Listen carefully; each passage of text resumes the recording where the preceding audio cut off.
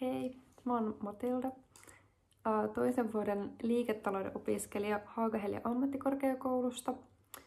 Mulla on monipuolinen kokemus asiakaspalvelusta, myynnistä, kevytyrittäjyydestä ja nyt viimeisimpänä laskutuksesta.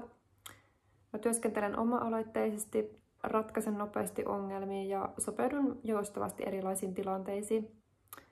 Mä oon työskennellyt myyjänä niin kaupassa kuin henkilöstöpalveluissa ja toiminut sitten kevytyrittäjänä kioskilla. Näissä tehtävissä ehkä semmoinen niin kuin eniten esiin nouseva kehityskohta on ollut vuorovaikutustaidot sekä sitten semmoiset niin kuin etenkin neuvottelutaidot.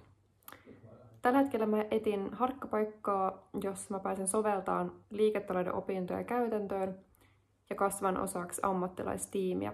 Mun tavoite olisi tuoda yrityksiä energiaa, idearikkautta sekä tuloksia. Kiitos ajastanne.